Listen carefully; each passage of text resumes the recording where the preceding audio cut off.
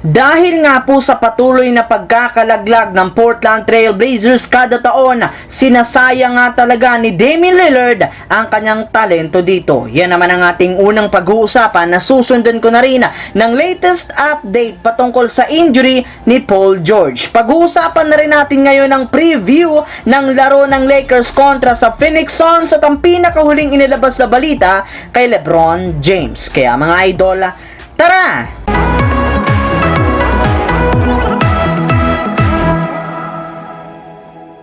Nga pala mga idol, bukas na nga po mangyayari ang huling game ng Golden State Warriors sa kanilang mahaba-habang road trip kontra sa koponan ng Dallas Mavericks. At bagamat man nga dehado dito ang Warriors, meron pa rin sila ditong tsansa na manalo, lalo pat base nga po sa inilabas na balita, alanganin pa nga po ditong maglaro si Kyrie Irving at out na rin naman si Luka Doncic dahil may tinatamo nga po itong injury. Samantala kahit naman nga pong gawin ngayon ng Portland Trail Blazers, nahihirapan nga sila na manalo at makaangat ngayon sa standings ng West. Kaya maging ang kanilang superstar nga po na si Damian Lillard ay tanggap na rin naman ang katotohanan na hindi na sila makakapasok pa sa playoffs sa pangalawang sunod na taon. At eto nga po ang kinagagalit ng sikat na NBA analyst na si Stephen A. Smith ng ESPN na nagsabing kailangan na nga daw talagang umalis ni Damian Lillard sa Portland Trail Blazers. Ayon nga po sa kanya, alam naman nga po ninyo na isa nga po si Lillard sa mga pinakamagaling na point guard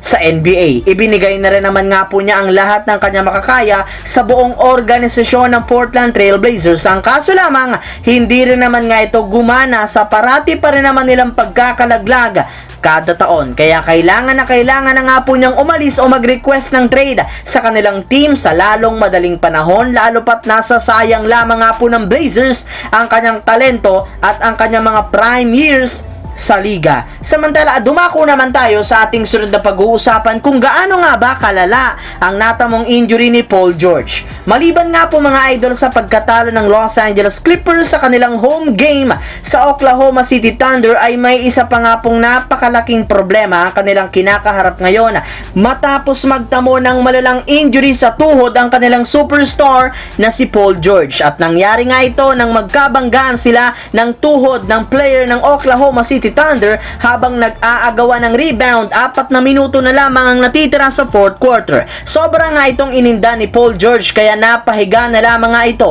at makalipas nga po ang ilang minuto, agad nga po siyang inalalayan papunta sa kanilang locker room. Hindi na rin naman nga po siya nakabalik pa sa kanilang laban kung saan natalo nga sila sa score na 101-100. At sa ngayon, wala pa rin naman nga pong inilalabas na official statement ang Clippers patungkol sa tunay na kalagayan ni Paul George, pero ayon nga po sa ilang mga eksperto, sobrang nabanat nga daw po ang tuhod ni Paul George, kaya inaasahan nga po na mawawala siya sa mga susunod na game ng Los Angeles Clippers. Habang dumiretso naman tayo sa ating huling storya ngayon sa preview ng laban ng Lakers kontra sa Suns at ang pinakahuling nilabas na update kay LeBron. Kahit man nga po mga idol na ipanalo ng Lakers ang kanilang game kontra sa Orlando Magic, nananatili pa rin sila sa ika-11 pwesto sa West. Kaya napakahalaga nga talaga ng kanilang natitirang laro ngayong regular season, lalong-lalo na ang kanilang game bukas kontra sa Phoenix Suns na nahihirapan rin naman nga po ngayong manalo sa kanilang mga nakalipas na laban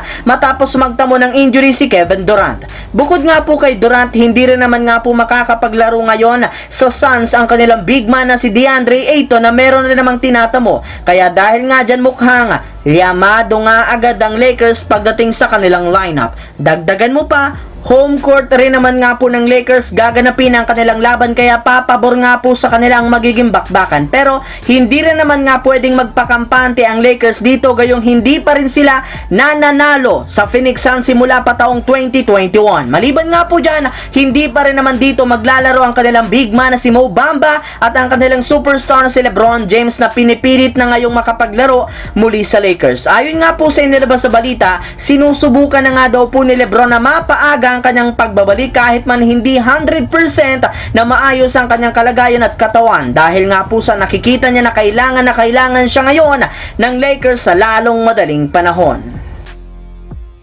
Ang videong ito mga idol ay hatid sa inyo ng Aurora Game, isang play-to-earn mobile app na kung saan pwede kang kumita habang nag-e-enjoy ka. Maraming mga games dito mga idol gaya ng Color Game na alam kong siguradong mananalo kayo.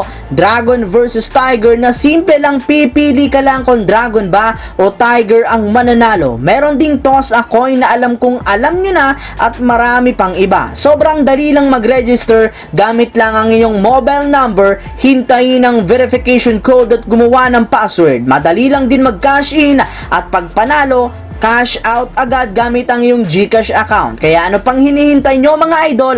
Mag-download na at manalo. Nasa comment section ang link para makapagsimula na kayo. Yun lamang mga idol ang ating pinakabagong balita ngayon na ating pinagkwentuhan dito sa aking YouTube channel. Once again, this is your J-Zone TV. Don't forget to subscribe at syempre pindutin ang notification bell sa akin channel para lagi kayo maging updated at laging ma-notify sa mga videos na pinapalabas ko. Syempre shout out sa lahat ng solid na laging nakaantabay at laging nanonood dyan. Thanks for watching mga idol. Hopefully, nag-enjoy kayo ngayon.